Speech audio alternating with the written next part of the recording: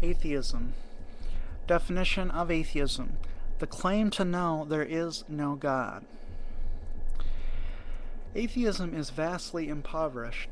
There are multiple aspects of the world which the atheist can give no account of. A materialist can give no account of the immaterial thoughts, feelings, the immaterial mind, immaterial numbers, justice and love, etc. All these things are immaterial, and the materialist cannot account for them. There is nothing in physics or chemistry which could give rise to love, for example. And yet there is love. Materialism cannot account for this. I am told there is an idealist form of atheism, some forms of Eastern religion. Well, adherents of this position deny the reality of the material realm, so it is still incomplete. Finally, I do not know if there is a halfway house of partially materialistic and partially idealistic atheism, but if some material entities are allowed, why not a God?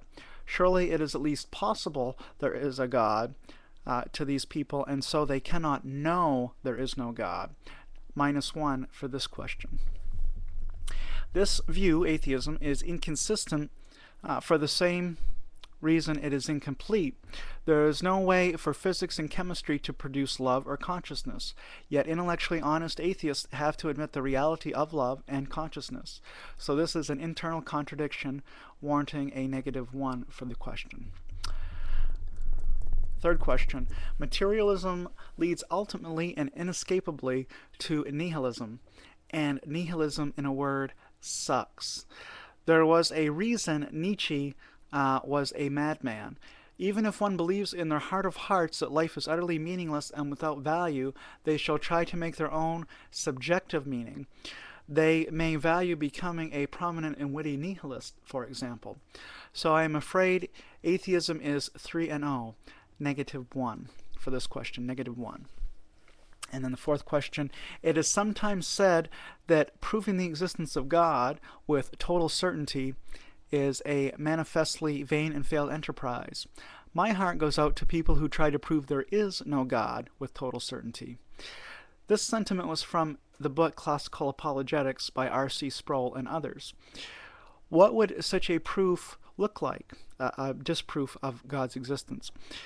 It would have to show that the idea of God is logically self-contradictory. People have been looking for such contradictions for thousands of years and not found any yet. Even if they did find a contradiction in one definition of God, God could simply be redefined to avoid the contradiction. And then there are all the proofs for God presented in apologetics, which would have to be overturned. Finally, it is very controversial that there definitely is not and absolutely cannot be a God. I am being too generous with a 0 on this one. The total strength of atheism then is -3. Next, we'll look at pantheism. And there's enough time to fit it into a single video, I think, so that's what I'll do. Definition of pantheism: the world is the impersonal God. Usually this is coupled with ontological monism, I believe. This view, pantheism, doesn't allow for anything but God or anything but the world, and so is incomplete if there is anything besides just God. But we know that there are persons. Since God is impersonal on pantheism, these persons must be in addition to him or in addition to it. Thus pantheism does not include human persons, and for that reason is incomplete, -1, -1. Pantheism is an Eastern religion, and as I understand it, Eastern religions often will pride themselves on being contradictory. This inconsistency rates a -1. It is literally impossible to live life illogically.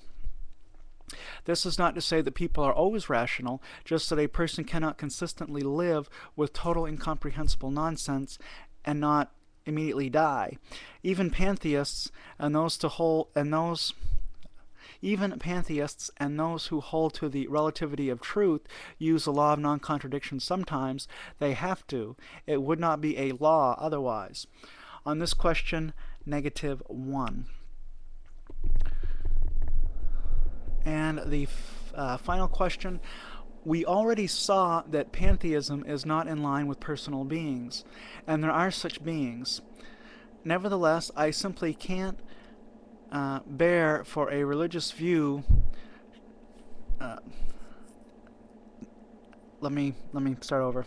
Nevertheless, I simply can't bear for a religious view to score lower than atheism. I'll give pantheism a 0 on this final question, therefore. So pantheism has an overall strength of -1. And we'll look at a related but different view in the next series, panentheism, and perhaps we'll have time to cover deism as well in that next video. Thanks for watching.